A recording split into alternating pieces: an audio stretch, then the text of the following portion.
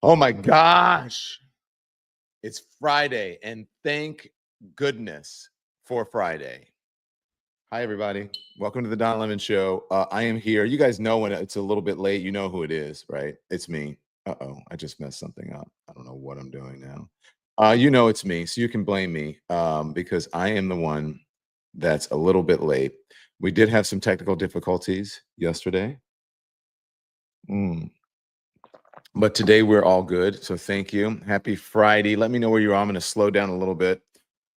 We're going to take a breath because there is a lot going on. I don't know why I'm saying we're going to take a breath because there is a ton of crap going on. Here's what I want to talk to you guys about. I hate it when you're being gaslit. And right now, you're being gaslit by the administration about, oh, the economy's doing this, the economy's doing that. This is the economy. This is great. This is all blah, blah, blah, blah, blah. That's not necessarily so. The jobs numbers are in and they're not good. So we're going to hear about that. And I hate to break it to you, but it's not good. I remember, hello, Ruston, Louisiana. Thank you so much. Hello, St. Louis, Beth Bear. Hello, everyone. So thank you. Let me take a time and talk to people. Winter Haven, hi. LA, hello, from Frisco. Okay, listen, hi, New Jersey. Here's the thing I need you guys to do, please. Please hit the thumbs up. Please hit the subscribe button. It is very important to us, all of it, because it keeps us viable and on the air. I'm going to talk to you about that as well. I'm so happy that we're having this moment in independent media. And you're supporting independent media. It shows that you're supporting me, you're supporting Joy, you're supporting Mehdi, you're supporting Jim Acosta, all of those things. That's really, really, really great. So it's important that you keep that up and you keep up the memberships and the subscriptions and everything so that you get the real news out because you're not hearing it everywhere you are, everywhere you go. You're not hearing it on all fronts, okay? So welcome to the program this morning. What we're talking about is we're talking about the new job numbers. We're talking about the economy. We're talking about tariffs. We're talking about Epstein, because the family is speaking out and they are sick of it. They are attacking Donald Trump. They're tired of him beating around the bush and not getting the information out. They want justice for their family member. It is emotional interviews that you're going to hear here. And so on top of all of this, people are boiling, the pot is boiling and the top is about to come off, whether you want to realize it or not. And the administration is trying to pretend that everything is great, that the economy is firing on all cylinders, that this is the best. It's not. It was better under Joe Biden. It was, and I have the proof to show you. And all of this, again, this pot that is boiling, like this cauldron that is boiling up, as people are out for the summer, because come September, everybody sort of gets back to reality because you've got to start buying stuff. You got to start buying your kids' school shit, right? You got to start getting ready for the holidays. You got to start paying for uniforms and equipment and lunches and all of those things. And then you see the people you love being picked up and deported and rounded up without due process. People who have been in this country not committing any crimes, some of the nicest people you ever, and the hardest working people you ever want to meet. And they're being rounded up like they're criminals by a criminal president, an administration that is run by a criminal, a convicted one, for infractions or crimes that are much more severe than not having a green card, than being undocumented. Things that are much more severe than that. Think about what happened in a civil court. And they're trying to pretend that they're trying to make you think that all immigrants are somehow criminal, and it is BS. It's just 100% bullshit. So I'm going to take you on a journey today, and I want you to pay attention, please, as we go about this. And as we go about it again, I want you to think about where you're getting the information. My husband went this morning and got me this from Jack's Coffee. He paid more for this, I'm sure, than you will pay for a membership on the Don Lemon Show, even for a month. I'm sure if you're buying these, almost every day from whatever shop it is, whether it's Jack's or Starbucks or whatever, you're paying more for coffee than you are to get information that you need to know. I have this. Somebody gave me a gift card here, and then I go in there and I'm like, oh my gosh, these things are so expensive. I need to charge more for my memberships. People are paying more for their coffee than they're paying to get the information that they need in order to be able to understand what's going on in the world and know make the right decisions for their families. So I implore you to support all the independent media, and thank you so much. Some folks as well out there, out in the in the comments or in our Lemon Nation. I appreciate that you are giving memberships to people so that they can understand what's going on in the world. So let me just tell you, let me get back to this, okay? So Donald Trump, I'm going to show you. Oh, so I'm sorry, I'm getting ahead of myself. So I'm going to show you in these town halls. Remember, these Congress people, these representatives have gone home, and they went home early. They thought that they were going to get out of this whole Ghislaine Maxwell and Jeffrey Epstein thing, this fire, this flame that is engulfing Donald Trump's presidency. They thought that they were going to get away from it. Instead, they're going back to their hometowns, their constituents. They're holding town halls. They're not liking what they're seeing. They're trying to blame it. Oh, it's just liberals. It's just the lefty. It's just the lunatic, whatever. But it is out. Wait till you see what is happening. You are not going to believe it, or maybe you will believe it. But first, I just want to tell you about Donald Trump is a man who filed Chapter 11, the man who went bankrupt 6 times. He is now tanking the U.S. economy. We have an explosive jobs report that just dropped that we're going to have to dig into. This is now the weakest job market since the height of COVID-19. That was in 2020. The weakest. That was in 2020 when he was president. So, oh, Joe Biden, cognitive decline. Oh, my God. Well, Donald Trump, who is not, some folks believe he's in, nobody's saying anything as he's weaving and he's talking about windmills and it's not making sense. He's being asked questions about Russia and he responds with answers about Jeffrey Epstein, but nobody's saying, oh my gosh, he's, yeah. You know what I'm saying? But it was better under Joe Biden. So this is the weakest job market since the height of COVID-19 in 2020. So here we go. We're back to Trump. He is literally sending us straight into a recession right now. We also have family members of Virginia Giuffre slamming President Trump and in his monstrous comments about Jeffrey Epstein, quote, stealing her. And we need to talk about the insane town hall where folks made clear that they are fed up with all of this MAGA nonsense. But first, I'm going to play you a couple of job reports. First, here's CNBC. This is a job reports headline from CNBC. And then I want you to take a look at this right here. If I can get back to my desktop. There we go. Take a look at this right here. This is a tweet about the job. U.S. added just 73,000. Here we go. New jobs report data shows that the revisions from May and June were larger than normal. The jobs added were revised down by 125 and 133,000 respectively. This makes May and June of 2025 the worst months of job growth since the mass layoffs of 2020. Put up the CNBC thing again. Here's CNBC. The U.S. added just 73,000 jobs in July, and the numbers for prior months were revised much lower. Now I'm going to give you 3 different takes on it. I'm going to give you conservative and then kind of conservative. I was going to say sort of left or liberal because CNN is skewing to the right now. And then I'm going to give you a centrist point of view, which is coming from my friend Stephanie Rule over at the CNBC. First of all, this is what Fox News, who's on the right, is reporting, and it ain't good. Today's report is really going to shed more light that this was a very weak report. The revisions, certainly to May and June, are very concerning. I'm surprised unemployment is just at 4.2%.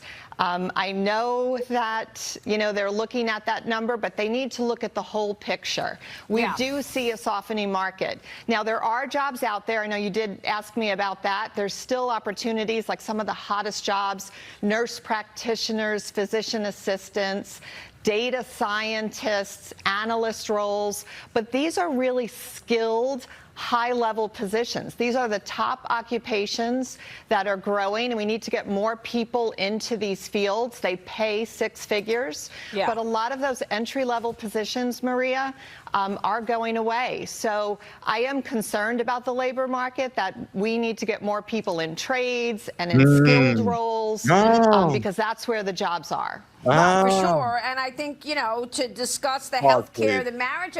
Pause. So, Andy, how much longer is left in this? Are we almost to the end? Yeah, 4 seconds. Okay, just play it out then. I'm sorry. Healthcare and technology is huge. Pause. And Woo, that look at all those. Look at that. They need that many people. Thank God for the guy in the bottom. Almost look like Morning Show. You ever see the screenshots?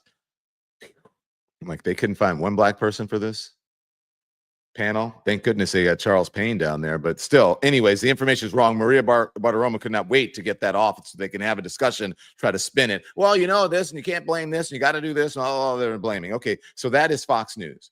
Okay, now, and look, healthcare and all of. Okay, so you have to have people. Of course, it's going to grow because there are issues, and then they're trying to get rid of the healthcare for a lot of people, and they're messing with people's Medicaid and Medicare. Crazy. Now let's go over to the CNN. Here's CNN. I also think it's just kind of helpful to zoom out, right? We came into this week and we said it was going to be a pivotal week for the economy. And I got to say, I think indicator after indicator has turned out worse than expected, right? I mean, we saw that core GDP really showed that the U.S. economy slowed down during the second quarter.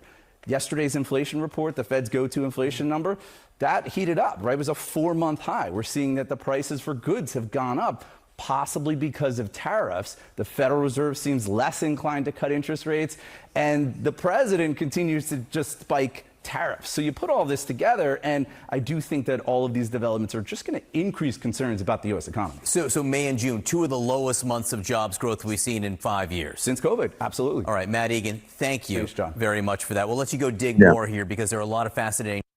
Okay, so then that is the CNN. You guys can hear me, right? Because I switched channels, right? You got me? Okay, great. Yeah. It's because it's easier for me to just navigate on my screen here. So there you go over at the CNN. And then, look, someone said, I love it when Don shades CNN. I'm not shading CNN. CNN told you that they wanted to move to the right.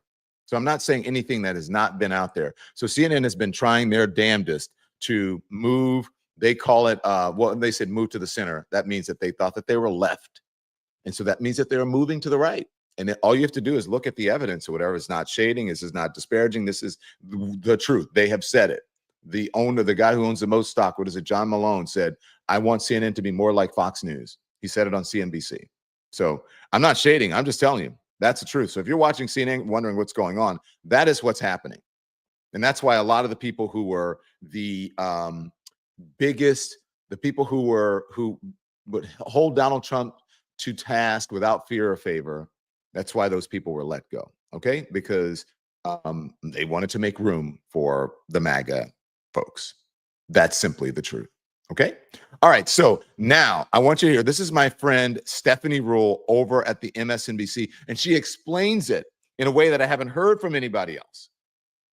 And we're going to hear from the White House in just moments. So Stephanie explains how what is happening with the jobs, why they are the way that they are, how weak manufacturing is and all that, which is really important for us. Who is holding this economy up where people are saying the economy is great? If not for a certain sectors of the economy or types of jobs, the economy would be in the tank, in the toilet. And that's simply because of tech and because of AI, because there's a growth there. But what are you getting from that? It's just the rich people, the billionaires, the folks in Silicon Valley who are getting really, really wealthy, the people who have not just 401ks, but they don't really work. Their money comes from what? Investing, moving money around in different markets so that they can continue to be millionaires and billionaires. It's not reaching Main Street. And this is just another sort of level or evolution of trickle-down economics. So the rich people, the richer, it's going to trickle down. Okay? Here is my friend Stephanie Ruhle. We're going to get to her at the Morning Joe. Here it is. News, the July jobs report was released just moments ago, and it shows that the United States added 73,000 jobs last month. That is less than the 100,000 that economists had expected. The unemployment rate saw a slight increase to 4.2%. The report also revealed job totals for June and May were revised much lower, down a combined 258,000 from the previous announced levels. That's significant. Joining us now, NBC News senior business analyst and host of the 11th Hour, our friend Stephanie Ruhle. Steph, seems like a pretty bad news report. Outside of healthcare and a couple other sectors, job market actually shrinking, and certainly this didn't meet expectations. Absolutely not. Healthcare and service jobs. That's where we actually saw hiring. And where didn't we? Manufacturing. So that's what I really want to focus on, because there's been all this talk that, look, the president made these tariff announcements a few months ago and the economy still held. Well, what the economy has done is braced itself. Like right here. And then we're going to back up. I hate to do that. But do you see, like, Stephanie is a star. Like, she owns the screen when she comes on. She knows what she's talking about. Thank you very much. Here it is. This is my time. Let me explain to you what is happening. Regardless of what the question is, she says, I want to focus on manufacturing because that's where the rubber meets the road. I love what she's doing. I love how she does that and how Aaron does that. They just own the screen. They're professionals and they know what they're doing. They're not children. Back it up from just her beginning and go. Manufacturing. So that's what I really want to focus on, because there's been all this talk that, look, the president made these tariff announcements a few months ago and the economy still held. Well, what the economy has done is braced itself, like waiting for tariffs to hit, which, as you know, is going to happen now.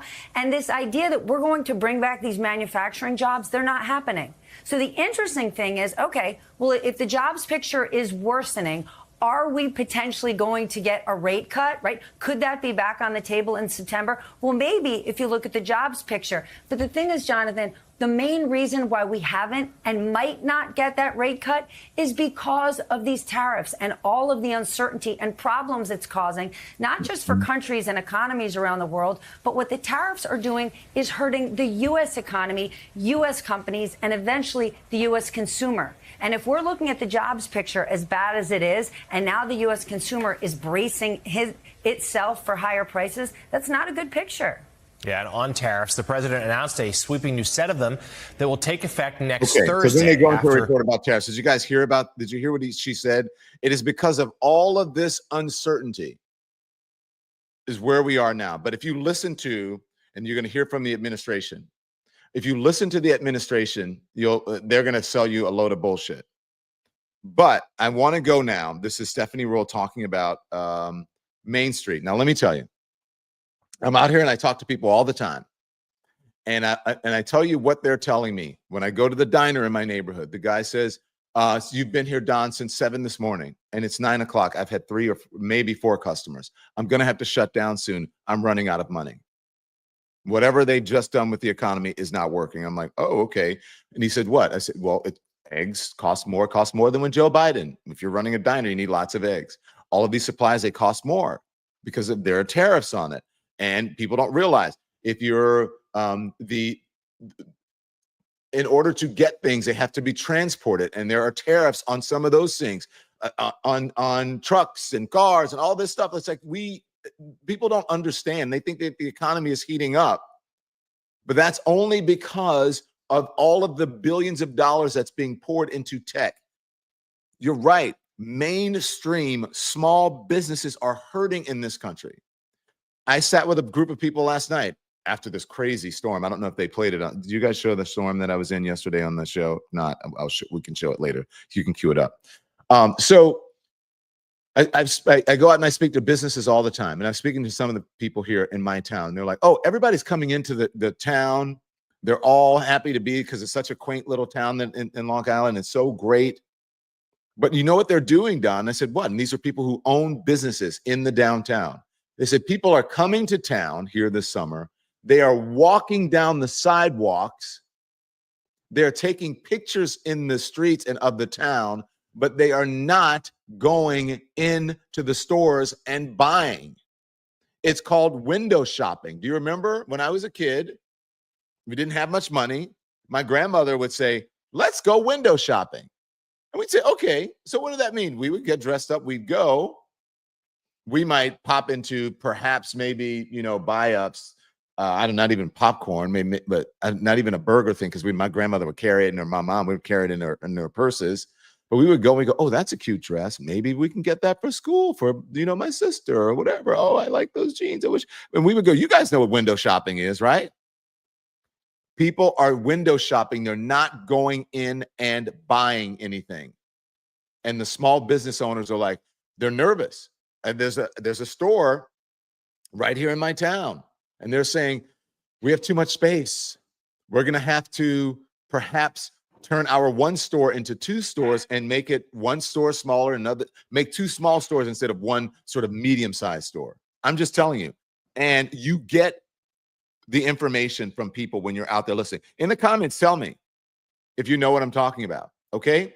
So this is Stephanie Rule, again, explaining to you what I have been seeing and feeling on the streets, actually going out and engaging with people. Here it is. Cantwell and Garrett's report. She'll be our guest on Morning Joe a little later this hour. So, Steph, give us your sense of the lay of the land here with these trade deals, with these tariffs on the horizon. I think the most important level to set here is even if we ink a deal, right, even if we show the image of the president signing his name in a Sharpie, a deal doesn't mean it's a good deal. Right? Think about what we're seeing. Garrett just said it. It's not foreign countries. The president says, well, look at the billions we're bringing in. We're not bringing them in from foreign adversaries. It's U.S. importers. And now we're seeing it from companies, right? We're hearing from Adidas, Walmart, Procter & Gamble, Nike, Ralph Lauren, Mattel saying, get ready. We're going to raise prices. In the last segment, right, you talked about the president bringing back, presidential physical fitness testing in schools. Great. Well, moms like me are saying, great, I got to do my back to school shopping and hurry up because these retailers just told me prices are going to go up. So what we're seeing right now in the fact that we've spent decades pushing towards free markets and global trade, which is what Republicans pose, we're not seeing now we're going to have choosing tariffs here or there where they're strategic. We're now tariffing products that we don't even make in the United States. You just mentioned it with coffee. Talk about apparel. This is going to be a huge tax on U.S. businesses that are going to end up shrinking and U.S. consumers that are going to end up paying more. This is not a positive for America. All right. To Steph's point of a moment. Here we go. Okay. This is not a positive to America. And then the Reverend Al Sharpton asked her a question, and I'm going to show her answer next. Asked her, said, Donald Trump came in and said, you know what, Andy, play Reverend Al Sharpton's question because it is important now. I'm sorry, because I wanted to just hear from Stephanie. But he said, what happened to all these? Remember these black jobs? They're taking your black jobs. Donald Trump said that. That whole black jobs thing came from Donald Trump. And we're going to restore these black jobs to America. But where have you seen any black jobs? Anybody seen any black jobs come back? And then she discusses the kinds of people that they're going and they're rounding up the places where they're going to round up people. And it is not from the criminal element, the so-called criminal element for people who are here undocumented, folks who are here. It's not from that element. They're rounding up people who are legitimately trying to work. Play it. I wanted to ask you, if there was during the whole campaign, President Trump had said, particularly to the black and brown communities, that I'm going to deport people, they're taking your black jobs. And when I look at his jobs reports, we are still disproportionately unemployed to others in this country. The job numbers among blacks and browns has remained almost double that of whites. What happened to my black jobs with all of the deportation that Donald Trump has been doing?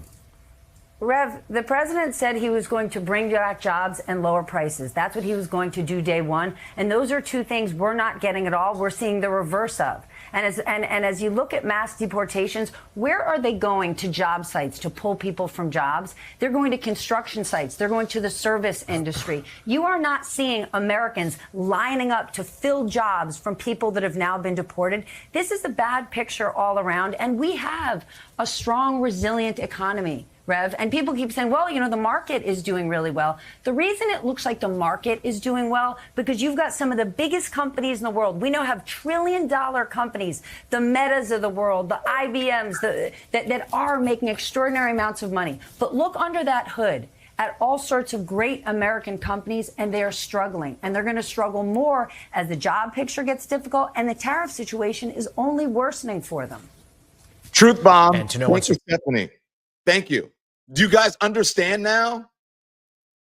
Do you guys understand now? And I want you, you know what they say, old people be knowing. I've been telling you guys that, and that they're selling you a load of bullshit. And we're going to show you what is happening now. We're going to get a live reaction from the market. We're also going to hear the bullshit coming out of the White House's, the folks at the White House's mouth. You can hear from the White House, the administration, and you're going to see what's happening with the market right now. You got a truth bomb here on the Don Lemon Show. You heard it from our friend Stephanie Rule, and we gave you the evidence. You'll hear it in moments. But first, a word from our sponsors.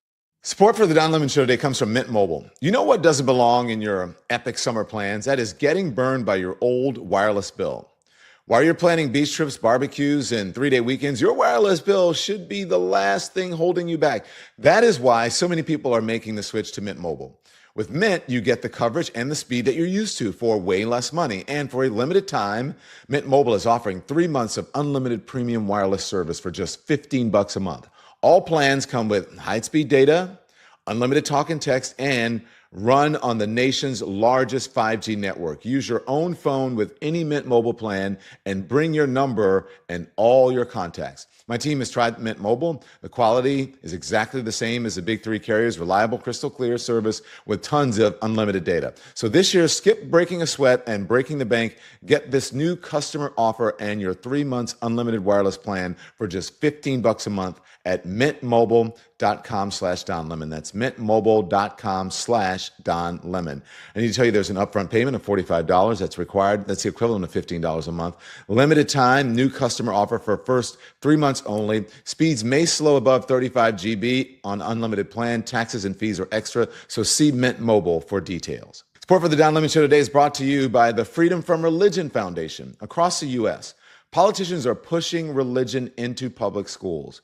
Posters of the 10 Commandments, chaplains without clinical training, and vouchers that reroute public money to private religious schools, many that exclude LGBTQ students or non-Christians.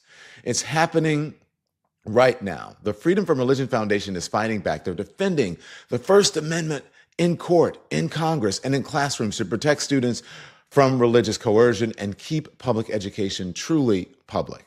Learn more at ffrf.us/school or text Don to 511-511. Don't let your rights be rewritten. Go to ffrf.us/school or text Don to 511-511. Text fees may apply. And we thank you. Thanks to our sponsors. We're very grateful to have our sponsors. Okay, let's discuss now. And so you heard the truth bomb, right, coming from the Stephanie Rule and from the evidence that we gave you. This is what the administration is saying. This is over on CNN. Also, another one of my friends, Kate Baldwin, is holding this person's feet to the fire. Let's see if she gets anything out of him, and let's see how much he lies. Here it is. Manufacturing lost 11,000 jobs in this recent jobs report. And one thing on this is, when you're looking at the tariffs, the big three automakers have said that right now they are absorbing the extra cost of the tariffs. And that's right now, and they're reporting losses. But those are huge companies like GM and Ford. A smaller auto parts maker, for example, in Detroit, just had to lay off 100 workers and shut down a warehouse. The owner specifically blaming tariffs, disrupting their supply chain, making goods too expensive to bring in order to make their parts. How is that, with Detroit Axle having to shut down a warehouse and fire 100 workers, how is that good for American manufacturing? Yeah, so we've also got evidence that Japanese automakers have been cutting the prices of their cars by like 20% or something like that. There was an article in Nikkei a few weeks ago about. He didn't even answer the question. He's with a deflection. Oh, but also look over there about Japan. We don't live in Japan, sir. Keep going.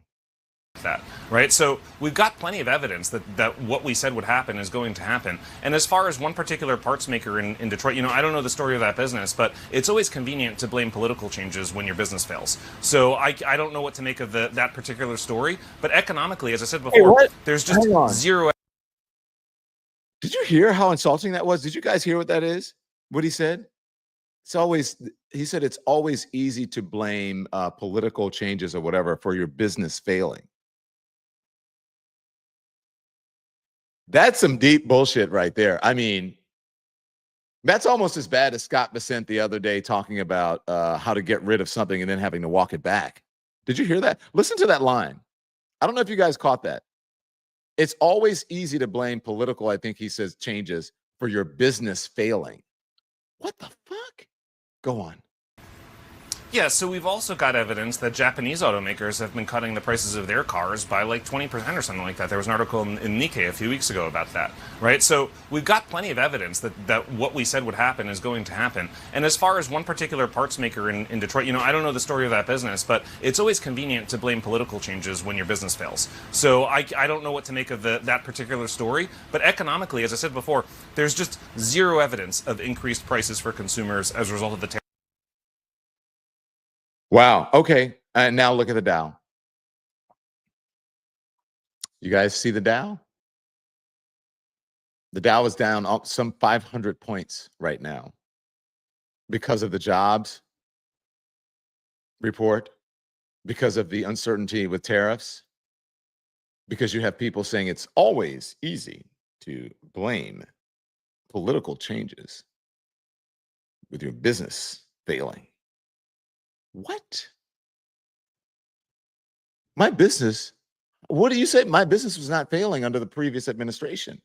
And so what else am I going to blame? Because the only thing different between now and then is you. Is that the economy was firing on all cylinders. All the things that Joe Biden was putting into place were working, needed a little bit more time. And then now you have all this ruminations and gyrations. And people are like, I don't know, taco and all that. And you have a bad jobs report this month that has been revised down for the past 2 months. What's going on? The only difference is you. How insulting to say that to a business owner as if they are that fucking stupid. That is some snooty, patooty, broody poot bullshit. Can you imagine? That's the kind of person that you would sit in a meeting with. Well, don't blame me that your business is failing. Maybe you should be a better business person. Dude, you guys, you ever work with someone like that and you're like, excuse me, bitch? What?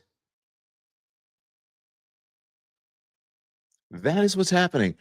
That's the administration that you have now.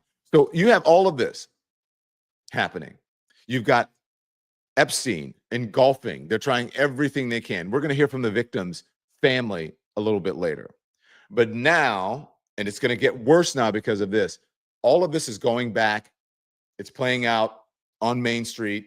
And the folks who've been sitting in Washington in a bubble, trying to appease Donald Trump with their heads up Donald Trump's ass, that their whole head is orange, that everyone's like, oh my God, when did there get so many gingers in DC? Everybody has red hair. It's because they have their heads so far up Donald Trump's ass that they all are redheads right now. Orange. Who is that? Who's the guy with the orange hair?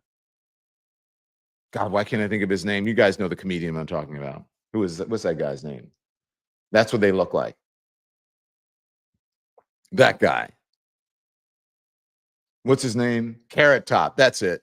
They all look like Carrot Top right now. And it's playing out in town halls. Let's see how long they continue with these town halls, okay? So this town hall happened. Let me get my information. This town hall this is a Wisconsin GOP representative who held a town hall in his home state or hometown. I think it was in Milwaukee or somewhere.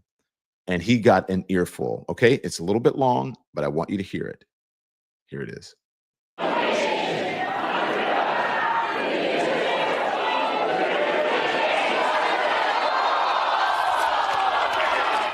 Why are they wearing masks and why are they unidentified?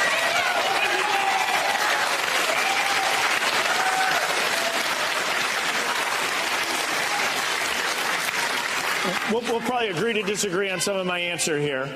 But what I view is the moral hazard created by the Biden administration by allowing the U.S.-Mexico border to remain insecure. And so,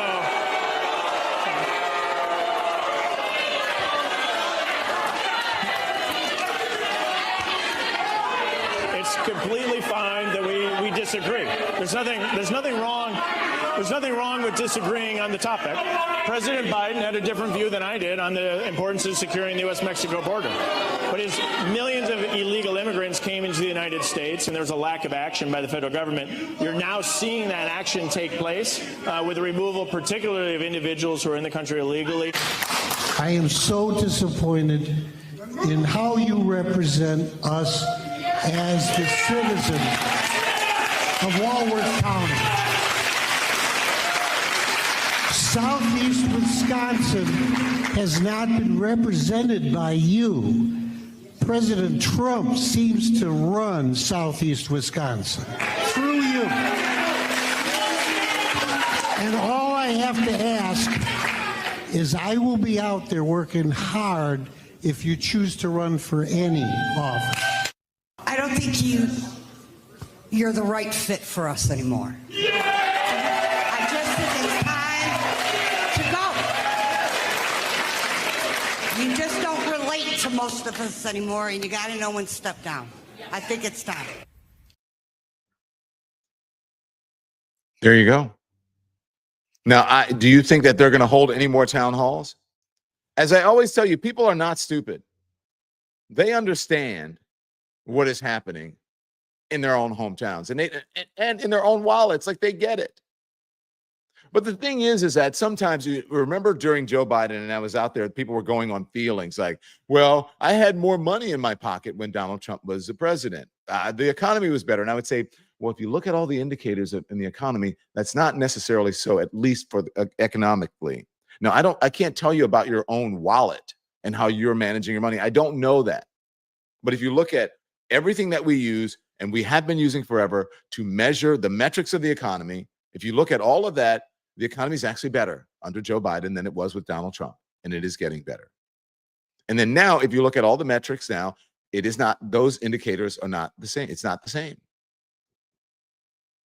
Even the market is not growing at the rate that it was growing under Joe Biden. They will never tell you that. They will tell you I'm crazy for saying that, but I'm not. That is the truth. Yeah, I know someone in the comments says true, Don. And so people were, during the 2024 election, they were going on feelings. They were buying into what the Republicans were saying. They were buying into what Donald Trump was saying. They were buying into what MAGA was saying. They were towing the line because they just thought that it was so bad. And they didn't realize that it was so bad coming out of the horrible economy from COVID, et cetera. But that was under the first Trump administration.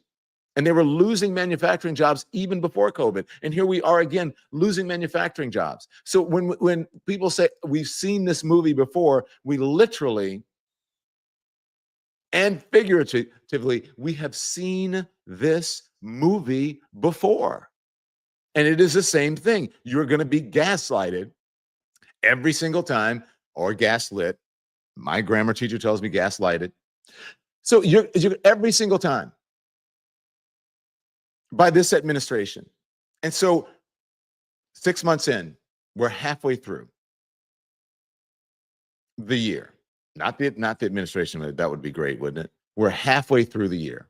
And look at what's happening from everything that is Look at what's going on from everything that is happening. He said, we have no indication yet that any prices that anyone, yeah, because as was explained to you by the anchor there, is that these big companies are absorbing the tariff prices, the taxes on the consumer. So at this point, they don't have to pass them on, but that is only going to last for a certain amount of time before they're going to have to start putting those taxes on the consumer.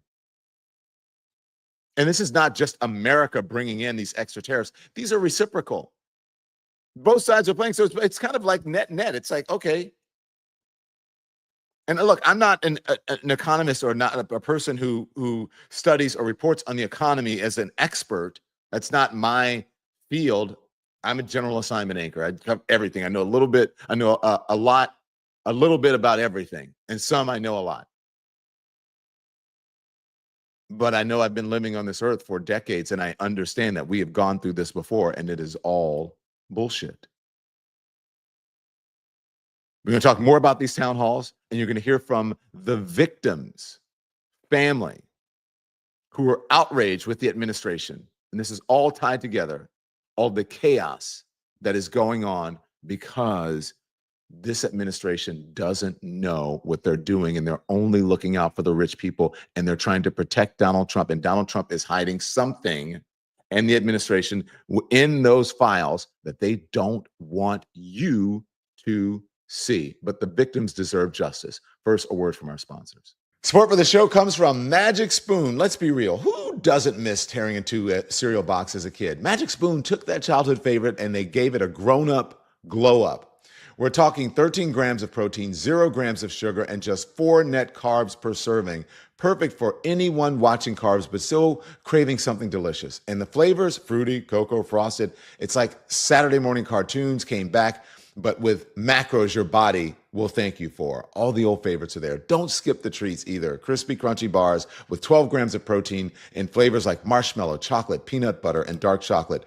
Perfect for on-the-go, pre- or post-workout, or late-night snacking. I hide them around the house so nobody gets them. Get $5 off of your next order at magicspoon.com/lemon, or find Magic Spoon on Amazon or in your local grocery store. That's magicspoon.com/donlemon for $5 off. Support comes from Chef IQ. We have all been there, sweating over a stove or a grill, checking meat every minute, only to end up with something half raw or half overcooked. Those days are gone.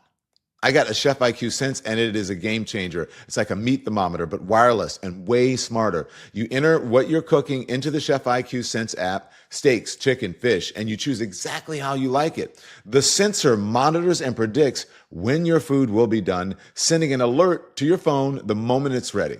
No more hovering, no more guessing, just perfect results every single time. And right now they're running a flash sale. It's 15% off. Visit chefiq.com and use promo code LEMON. That's chefiq.com, promo code LEMON. Thank you to our sponsors. Absolutely, 100%. Thank you to our sponsors. This is the reason, one of the reasons that we get to be independent and we get to tell you like it is, and we don't have corporate overlords telling us, don't say that. Oh, you got to bend the knee to the Trump administration. Oh my God, we're afraid they might do this, they might do that. We don't want to hear it. I have a story coming up that's going to tell you that I'm going to tell you about that really you should be concerned about as well, about the rewriting of history. It's frightening. But first, let me put this up. This is a tweet. This is from Heather Long. Heather Long is reporting on the labor market. Okay, so we got the report, right? This is on the labor market. This is labor market is in trouble. Healthcare, our social assistance, and pretty much the only sectors hiring. This is not healthy. Just 73,000 jobs gained in July. Healthcare plus 55, social assistance plus 18, retail plus 16, finance plus 5, state government plus 5, transport and warehouse plus 4,000, construction plus 2,000, professional and business services, a negative 14,000. Federal government, negative 12,000, down by 84,000 since January. Manufacturing, down 11,000. Local government, down 3,000. Information, down 2,000. One more, and then I have some breaking news. Oh my gosh, I have some breaking news that you really want to hear. Let me know when we can get that up. Okay, guys, just send it to me. This is crazy. Oh my gosh, it is big, big breaking news. Let me just tell you this real quick, and then we're going to get to that big, big breaking news. Woo! Big stuff. Okay, the other part that I want to tell you, this is another tweet from Heather Long. This is a frozen job market, Heather Long says. This is a frozen job market. I've been calling it a frozen job market for a while. Now, I would call it a red flag. The economy is barely adding any jobs. Look at the June number, 73,000. July number, 73,000. June, 14,000, the weakest since December of 2020. May, 19,000. Healthcare makes up almost all of the jobs added in the past 3 months. Many sectors, manufacturing, professional biz, warehouse, retail, government, have lost jobs in the past 3 months. The big preliminary annual revision coming out September 9th, may even show job losses, or certainly an even weaker labor market so far in 2025. Companies do not want to hire or invest with this much uncertainty about tariffs, inflation, etc. Okay? Are you guys listening? Now, let's get to the big breaking news. Now, you remember when we reported, if you guys can get me this, we reported that I think it was Tulsi Gabbard sent the edict from FBI agents was to go comb through 24/7. Do you guys remember that? The FBI files to identify, to see if Donald Trump's name was in there. Are you standing by? Breaking news. Here we go. Put it up. FBI, this is according to Bloomberg. The FBI redacted Trump's name in the Epstein files. An FBI Freedom of Information Act team redacted Trump's name and the names of other prominent public figures from the documents. That's according to 3 people familiar with the matter. And Bloomberg is reporting on it. Let's put it up. I want to read from it. And you're seeing this right while I'm seeing it, okay? So hit the thumbs up. Call everybody. Tell them to listen to the Don Lemon Show right now. Tune in because we're going to talk about this. Is the breaking news. Okay, from Bloomberg. FBI redacted Trump's name in the Epstein files. The Bureau's FOI, or Freedom of Information Act team tasked with conducting a final review of the records blacked out the names before higher-ups said last month that releasing the documents would not be appropriate or warranted. Something is fishy here. What is this administration hiding? What is going on here? Do we have the full thing? I don't know if we have a Bloomberg thing. Can you believe this? Is this the meat of the story that we have? Okay, let's go down. Let's go. Okay. Go back to the beginning, very beginning. Let's read this because this is happening. This is live breaking news right here on the Don Lemon Show. Okay, the transparent administration history, most transparent. Go back. Let's see if there's a little bit more, Andy. Sorry, I should have this up. Let me just click on it. Hang on one second. Let me help myself out here. I'm just going to click on the story that is up here. Is this the story from Bloomberg that's up that you have? Yes. Okay. All righty. Okay, this says, welcome back. This is the Freedom of Information files this week. Okay. And it says, I'm delving into the Jeffrey Epstein saga. We know from news reports about that Trump's name was in the Epstein files. But what hasn't been reported is that an FBI FOIA, or Freedom of Information Act team, redacted Trump's name and the names of other prominent public figures from the documents. That's according to 3 people familiar with the matter who were not authorized to speak to the media. Okay. That team, tasked with conducting a final review of the voluminous cache, had applied the redactions before the Department of Justice and the FBI concluded last month that no further disclosure of the files would be appropriate or warranted. Some shit is going on here. From the government's perspective, Trump was a private citizen when the Epstein investigation took place, and therefore is entitled to privacy protections. You guys get the bullshit that's going on? Who is in charge of the government right now? Who's in charge of the Justice Department? From the government's perspective, Trump was a private citizen when the Epstein investigation took place and therefore is entitled to privacy protections. Wow, they're doing everything to save him. You must demand that these files be released. As I have been saying, Epstein, Epstein, Epstein, the most transparent administration in history. Soft quote there. Before explaining the government's rationale for blacking out Trump's name, let's recap.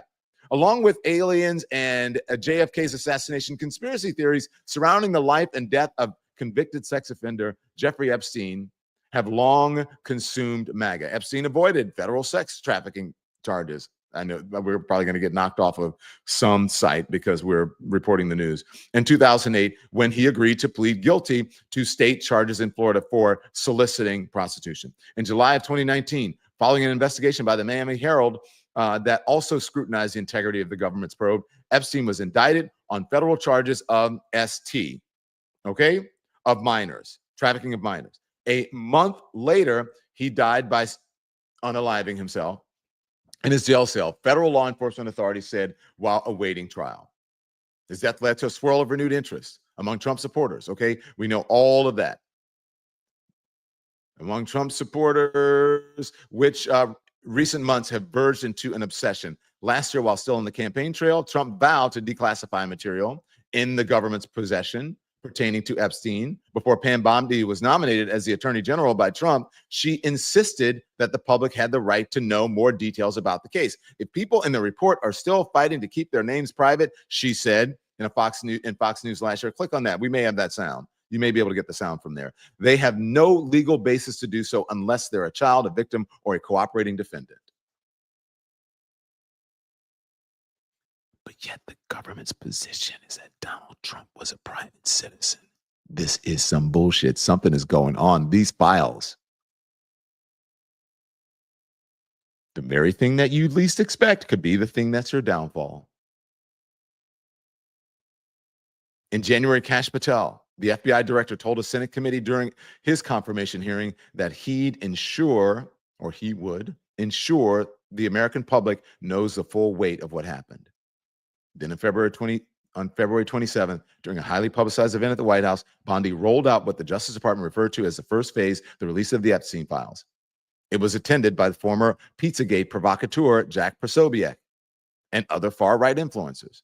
They were given binders labeled the Epstein files and the most transparent administration in history that contained about 200 pages of documents that Bondi characterized as declassified. She also suggested that the records would contain previously undisclosed details about Epstein. Instead, Bondi's big Epstein files party was a bust. It turned out the documents she called declassified, which included pages from Epstein's infamous Black Book, had been previously released. Most recently, during the criminal trial, Ghislaine Maxwell, 4 years earlier, had been released already. And then she's going to say, I released the grand jury testimony. A lot of this shit has been talked about. It's all a head fake. The Black Book revealed Trump's name and the names of his wife, Melania, and other family members. There's the Black Book. Wow. Trump's followers were irate. Bondi was angry too. She fired off a letter to the FBI Director Kash Patel demanding to know why the Bureau failed to provide her with the thousands of pages of documents related to the Epstein investigation and indictment she requested. She wanted answers from Patel and accountability. And then here it is. Here's the meat of the story. Are you guys ready for this? I'm going along with you. I'm telling you, there is some shady shit going on, and you must demand the truth and transparency.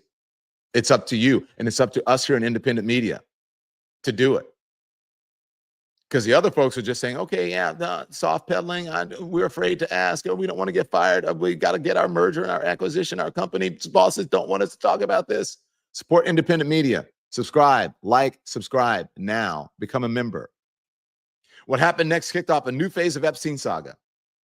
As I reported in March, in the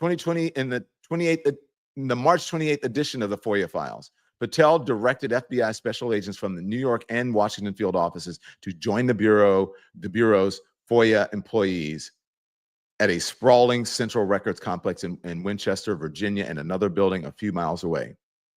They were instructed to search for a review. This is important, okay, guys? Are you listening? They were instructed to search for and review every single Epstein-related document and determine what could be released. That included a mountain of material accumulated by the FBI over nearly 2 decades, including grand jury testimony, prosecutors' case files, as well as tens of thousands of pages of the Bureau's own investigative files on Epstein. It was a Herculean task, or some people say Herculean, I say Herculean, task that involved as many as 1,000 FBI agents and other personnel pulling all-nighters while pouring through more than 100,000 documents, according to a July letter from Senator Dick Durbin to Bondi. The senior officials at the FBI Record Information Dissemination Section, which handles the processing of the FOIA requests, pushed back on the directives.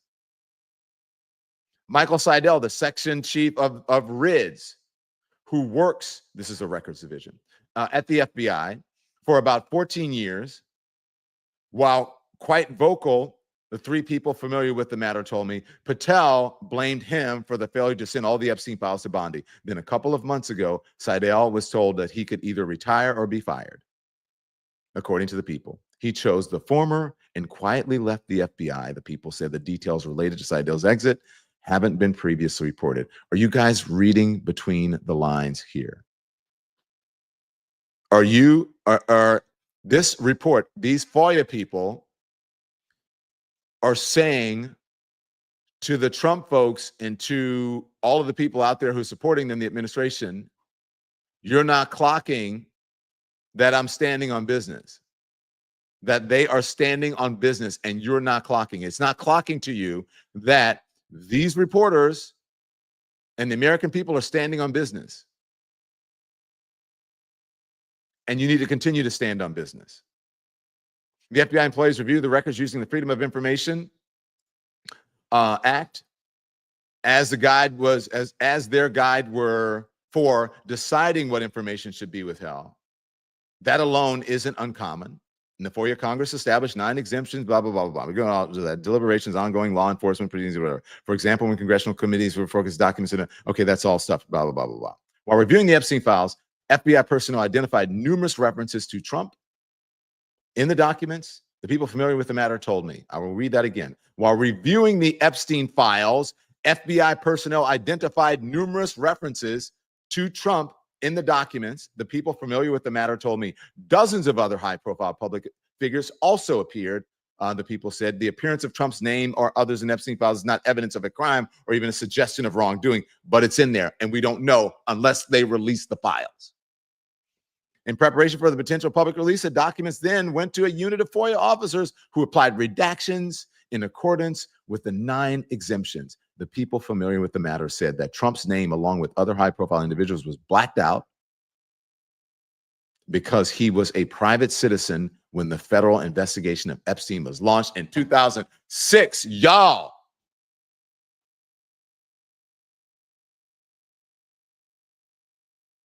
Do you guys understand the bullshittery that is going on here?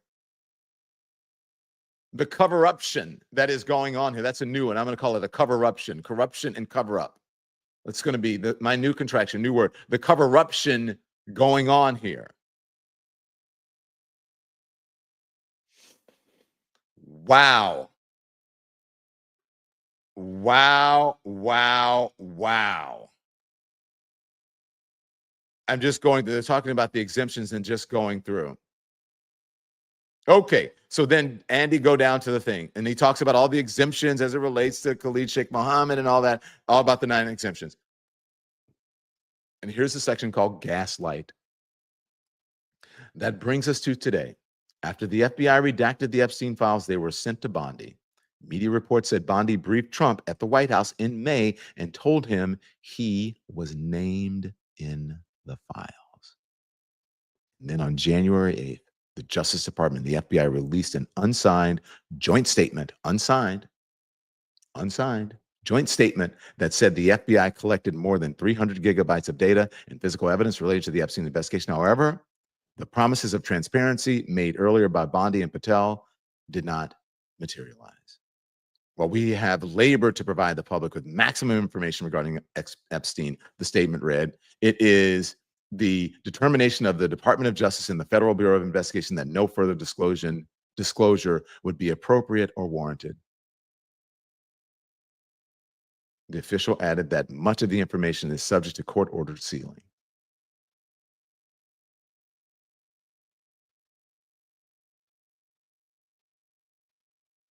The statement ignited a firestorm on social media. Trump's most ardent supporters were furious with Bondi and the president. They said it was a cover-up. The influential podcaster Joe Rogan recently accused the administration of trying to gaslight his supporters over Epstein. Trump, meanwhile, has tried to contain the fallout. He lashed out at his base in a series of posts on his social media platform and blamed Democrats for the fake Epstein scandal. Here's the bottom line. The FBI behind the scenes decision making suggests that the chances of aliens resurrecting JFK are greater than Trump's name ever being unredacted from the Epstein files. Of course, Trump could agree to let the name out or sign a privacy waiver, or when he and everybody else named in the files eventually dies, most of their privacy rights will disappear. At this point, at this rate, we may never know.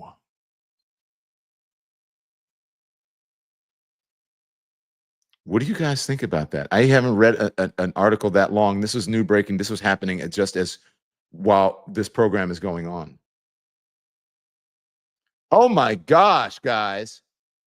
At first, I was like, I don't know. Maybe these people are making too much out of it. I don't think that this is a thing that brings down Donald Trump, that you don't know if there's anything, but it does break the spell, and it has broken the spell with some of his most ardent supporters, and that is all true. But this report, see if there's anything new with this, okay? Guys, if you look for it, is anybody else reporting this? Is anybody else speaking about it? Stand by, I'll find out. Okay, this changes the game. Thank you. This changes the game.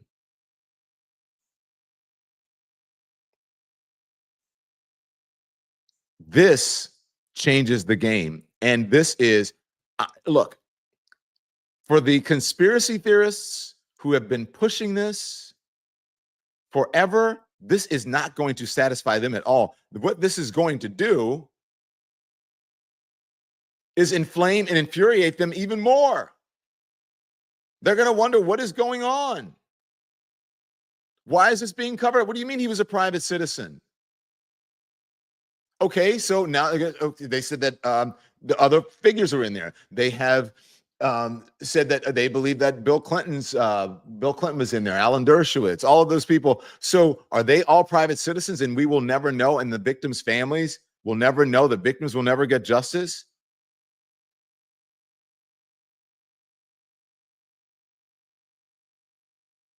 I am somewhat speechless about this.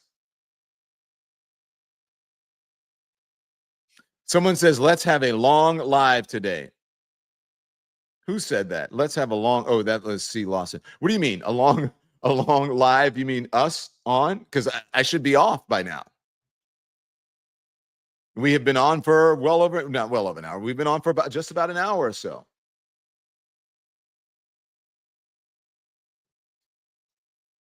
Is Donald Trump, I mean, we say above the law. Look, he is a convicted criminal, but still turned out to be the president of the United States.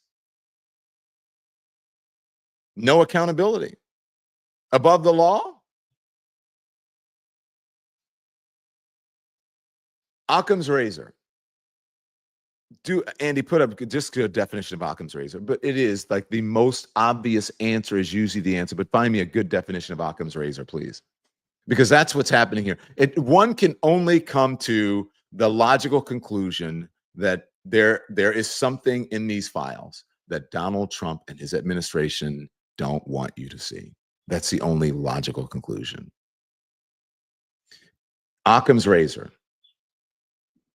In philosophy, Occam's razor, also spelled Occam, blah, blah, blah, blah, blah, is the problem-solving principle that recommends searching for explanations constructed with the smallest possible set of elements. It is also known as the principle of parsimony. Parsimony.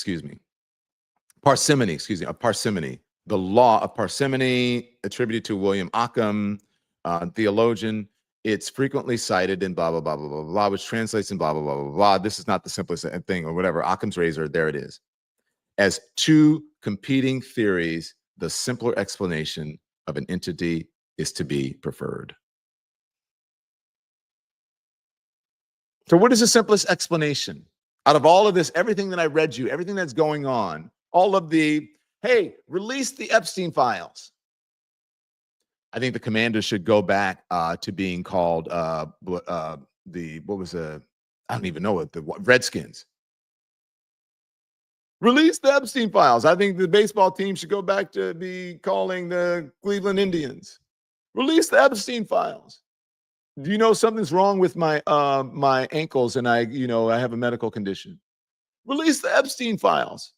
Why are they attacking Pam Bondi? You guys need to stand by Pam Bondi. Release the Epstein files. Barack Obama needs to be prosecuted. Release the Epstein files. John Brennan needs to be prosecuted. Release the Epstein files. This was Hillary Clinton. Release the Epstein files. No, it's Joe Biden. They did all of this. Release the Epstein files. This is a Democrat hoax. Release the Epstein files. Why are you guys talking about it? Nobody cares about this guy anymore. Release the Epstein files. I made a trade deal with the EU. That means nothing. Release the Epstein files. No, we need to, I just got the sugar back in Coca-Cola. Put up the breaking news story again at the headline. Release the Epstein files. Look over there. Release the Epstein files. You guys are too obsessed on it. Nobody gives a crap anymore. Look at all the great things we're doing in the best administration possible. That's why when I keep telling you guys, it's Epstein, Epstein, Epstein, Epstein, Epstein, Epstein, Epstein, Epstein, Epstein. And I know every day I have a meeting and my team is like, well, the Epstein thing, it's the engagement or whatever. And I don't know if there's anything new. We have that sort of thing. That's just a normal editorial meeting. And in the back of my head, I'm going, yeah, there's something weird with these Epstein files. And even if 2 people watch, I'm still going to just report on it. Release the Epstein files. Nobody's talking about our great first lady. I'm just coming up with stuff that he's doing. Release the Epstein files. Oh, we want a ballroom. The White House needs a ballroom, and I want to build it, and I want to spend $200 million doing it. Release the Epstein files. We're going to get rid of the Rose Garden because, parking and...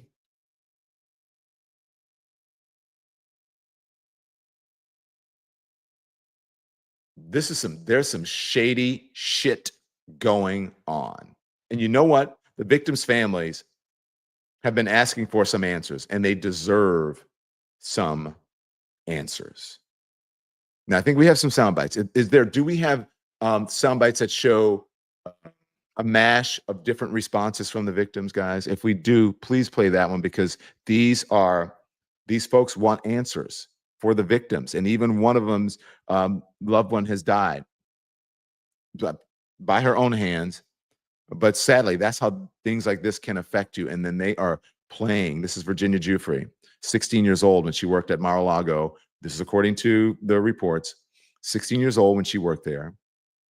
Donald Trump asked about her, and he said, asked about Jeffrey Epstein and why they fell out. And he said, well, he was poaching people or taking my girls. And it was asked by the reporter, was one of them Virginia Giuffre? And he said, I believe so. She worked there, blah, blah, blah. Well, according to the report, she was 16 years old. Why was she working there when she was 16 years old? Don't ask me. I don't know. And we would find out if the Epstein files, perhaps we'd find out if they were released. And her family is wanting justice right now. And they feel that they're not getting it. Here it is.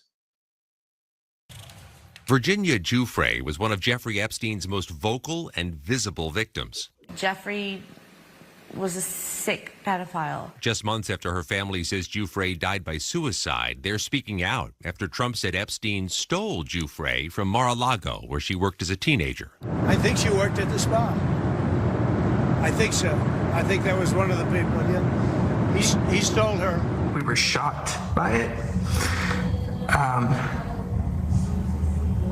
Especially to use the term stolen. Because she's not an object. She's a person. The family's also questioning why, 2 years after Giuffre said she was recruited by Epstein's co-conspirator Ghislaine Maxwell at Mar-a-Lago, Trump told New York Magazine Jeffrey Epstein was a terrific guy. And it is even said that he likes beautiful women as much as I do, and many of them are on the younger side.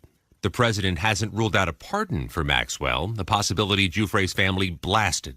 The word that comes to mind is it would be an abomination. On Thursday, the president again faced questions about his claim Epstein stole Giuffre from him. I said, if he's taking anybody from Mar-a-Lago, he's hiring or whatever he's doing. I didn't like it, and we threw him out. While Giuffre's family said before she died, Giuffre pushed for all the documents in Epstein's case to be released. She wanted the world to know what they've done to her and so many other survivors, and she had been fighting that to her very last day. We reached out to Maxwell's defense attorney to ask if pardon negotiations are underway. The attorney did not respond. Maxwell has 12 years left remaining in her prison term for trafficking girls for sex. So there we go. That's the story. Now you'll hear more from the family. Here it is. I think we were shocked by it. Especially to use the term stolen. Because she's not an object. She's a person who's recruited at Mar-a-Lago, his property, place where she was looking forward to having fun that summer. And it just kind of makes us wonder, I mean, how much he knew. That's why this is important. One of the reasons this is important, but it's also important because the American people deserve transparency. Here's a report now. That person was in Bloomberg. This is now the report coming over in Newsweek. And the report coming over in Newsweek is that Donald Trump's name in the Jeffrey Epstein files redacted by the FBI. That report coming after it was reported just weeks ago that the FBI, that Pam Bondi and others, or people, at least reportedly people in the administration, in the Justice Department, had tasked a force of FBI agents to comb through the Epstein files to look for information that may pertain Donald Trump's name in the Epstein files. And now we're getting word that it is redacted. Wow. That's the reporting. Okay, look. What do you think of that? What do you think should happen? The last time that was, do we have another report that you want to play, Andy? Is that the one that we already played? The one Peter just sent, I have ready. Oh, I thought that was the one. Okay, let's play it. Here it is. I distinctly remember him smiling and enjoying the fact that he was doing this. He asked me to take my clothes off. I was trembling. I was so scared. He began to touch me. It quickly turned into an assault. I was so young. Ghislaine woke me up in the morning and said, "You're going to meet a prince today." And Ghislaine said, "He's coming back to the house, and I want you to do for him what you do for Epstein." Epstein walked out and said, "Oh, no, no, no. She's not here for you." And he said, "Come with me." And he escorted him into another office. And I was like, who's in there? And when he said, "Oh, I thought she was 16, I thought, is there a 16-year-old in there? There's hundreds of us that were preyed upon. Jeffrey thought that we were disposable, and he threw us all away. And look who's still standing. Could you guys just release the damn files already?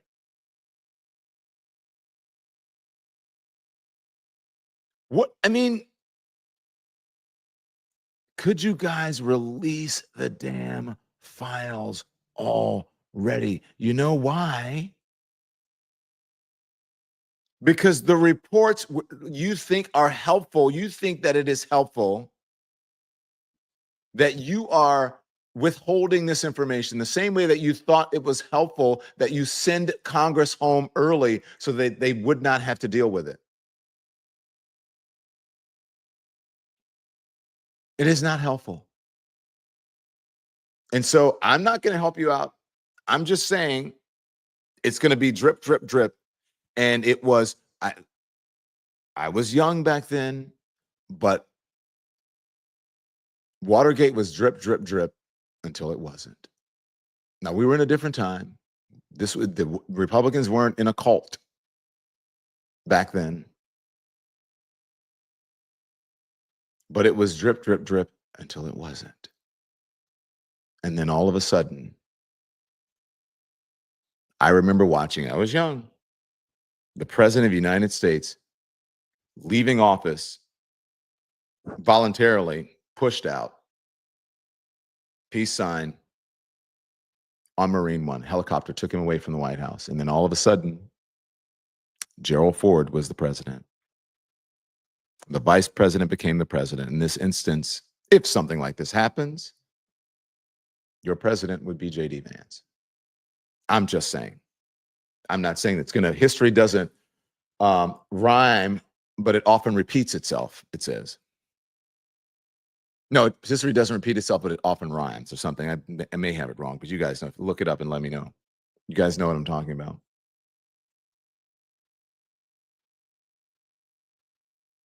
And so the biggest thing that they use, a conspiracy theory or scandal that they used, and they thought it was going to be Democrats, as it turns out, it could be them.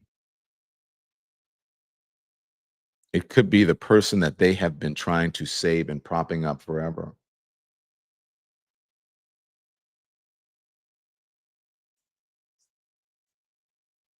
Epstein, Epstein, Epstein. History never repeats itself, but it often rhymes. Thank you, Peter. That's what I meant. Yeah, that's what, like he said. History doesn't repeat itself, but it often rhymes. And I see history right now rapping. And you know, since the advent of rap and hip hop, like there are some words and phrases that I thought didn't rhyme, but somehow these brothers make them rhyme. Brothers and sisters make them rhyme. And I'm like, well, how did that rhyme? Just all in the way you say it and all in how you do it. And so right now, a hip hop, a hibbity, a hibbity, hip hop, a hop, and you don't stop a rocking. It is rhyming. And we will see what happens in the short term and even in the long term. I doubt that any other program that you tuned in, any other live that you tuned in this morning, gave you as much information and as much drama as this did. And what I challenge you to find for something that is more satisfying than what you've gotten right here on the Don Lemon Show. That's why we go live every single day. I love to the bang bang boogie, up jump the boogie to the rhythm of the boogity beat. So that, and it is rhyming its ass off right now. I'm just saying. But the weird thing is that here's the thing, y'all. It's rhyming and it's so obvious. Like everyone's like, Don, it's so obvious. It's so obvious. And I said, well, is it because it's in your face that people are going, it could be, it could have, are they worried that Donald Trump is going to sue them, that these so litigious? Well, it could. We don't know for sure. We don't. Everyone's like, it's so obvious. Like it's in your face. Okay, fine. There's no evidence because they're hiding the evidence, but we know that they're hiding something. It's so obvious. What you hear is not a test. I'm rapping to the beat.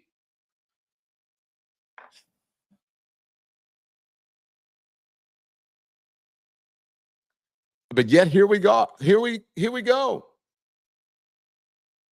So anyway, I challenge you to find anything that this satisfying, and you're sitting at your desk. I don't know, you could be babysitting.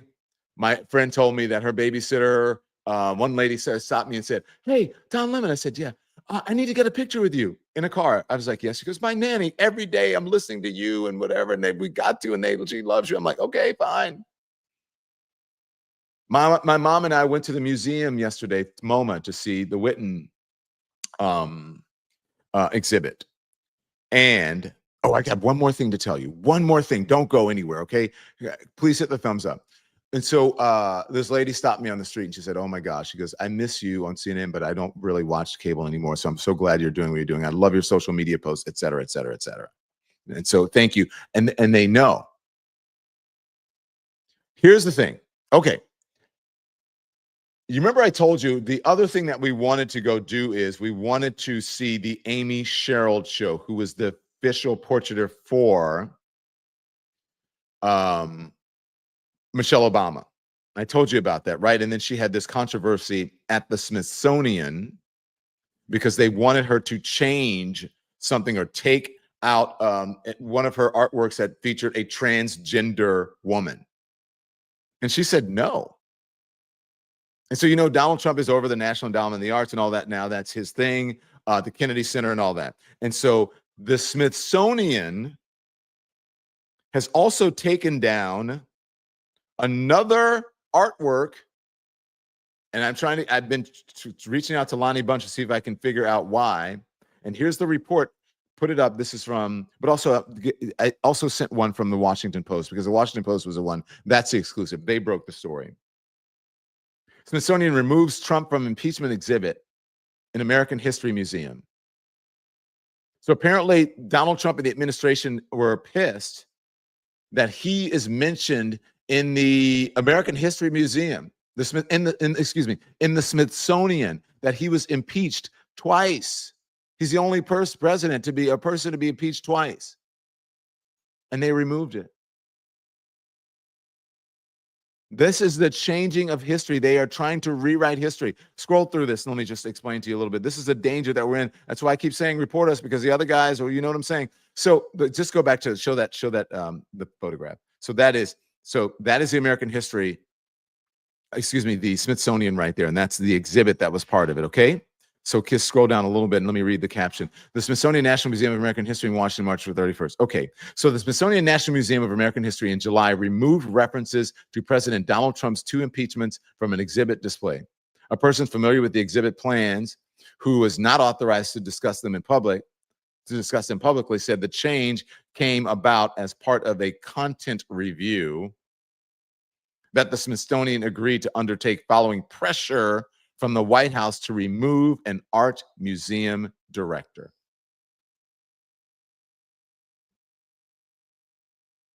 After the story was published, the Smithsonian said in a statement that a future and updated exhibit will include all impeachments. A temporary label including content about Trump's impeachments had been on display since September of 2021 at the Washington Museum, a Smithsonian spokesman told the Washington Post, adding that it was intended to be a short-term addition to address current events. Now the exhibit notes that only 3 presidents have seriously faced removal. What they have done is taken it back to the way it was since 2008. In addition to describing Trump's 2 impeachments, the temporary label, which read "Case under redesign, history happens," also offered information about the impeachments of Presidents Andrew Johnson and Bill Clinton, as well as Richard M. Nixon, who would have faced impeachment had he not resigned. The Post viewed a photograph of the temporary signage. So as I said, it's gone back to the way that it was since 2008. Back to its impeachment case, the original, its 2008 appearance.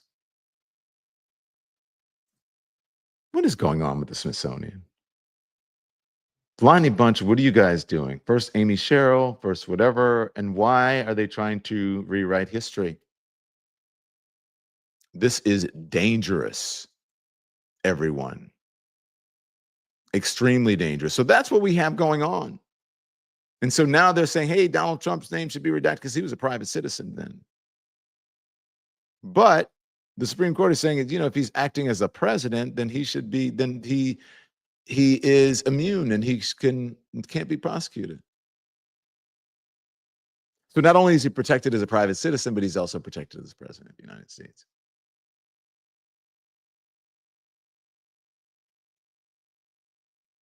Wow. I told you yesterday that Vice President Kamala Harris is writing a book. That was her announcement. And then the day before that, she announced that she's not running for California governor. She was on Colbert last night. Here is a little bit of it. I just want to show you a snippet. You're not running for the governor of California. Correct. Even though in early polling, you beat every other candidate by double digits. Yeah. You said you're going to sit this one out. Why are you sitting this one out? Are you saving yourself for a different office that might be? No.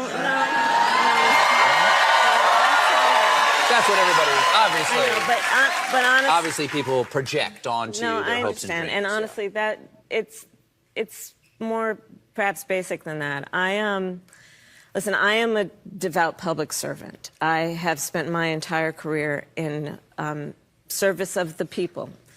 And I thought a lot about running for governor. I love my state. I love California. I've served as just elected district attorney, attorney general, and senator. But to be very candid with you, when I was young in my career, I had to defend my decision to become a prosecutor with my family.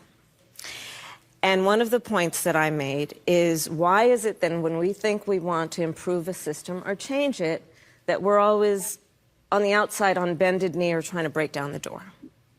Shouldn't we also be inside the system? Mm-hmm. And that has been my career. And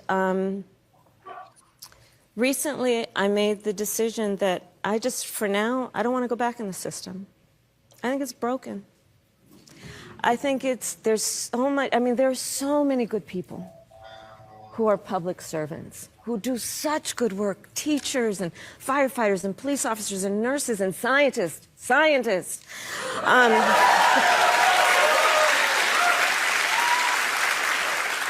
And so it's not about them, but,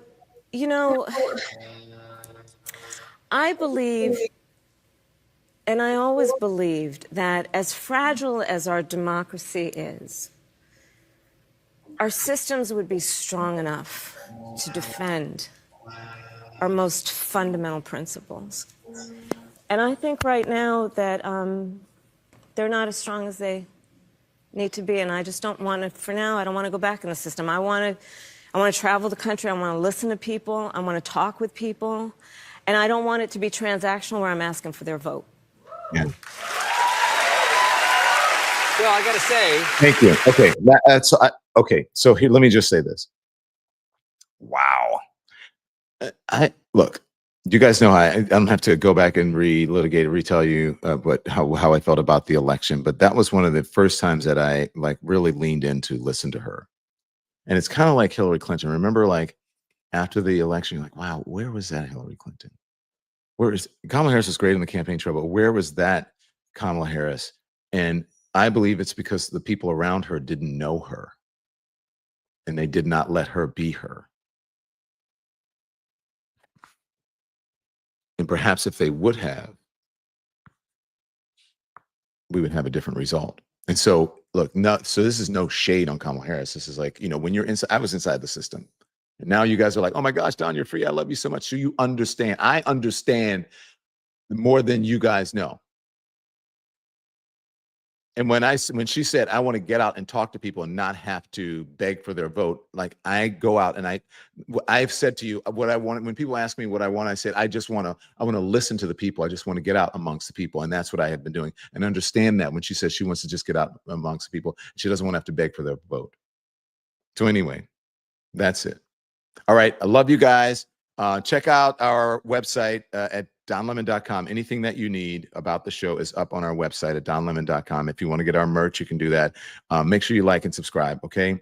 And then check us out at City Winery for August 12th, starting at 7:30, DL and DL, okay? And so until I see you back here at 5 p.m. Eastern, I want you to, for Lemon Live at 5, I want you to be informed without being inundated. So until then, turn the TV off.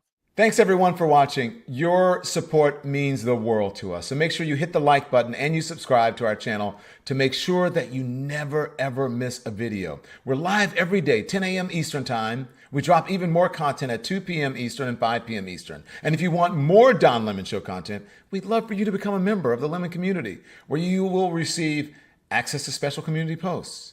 you'll get exclusive content and members-only live shows. So head over to our channel page or click the join button on this video. Again, thank you for watching. We appreciate your love and your support, and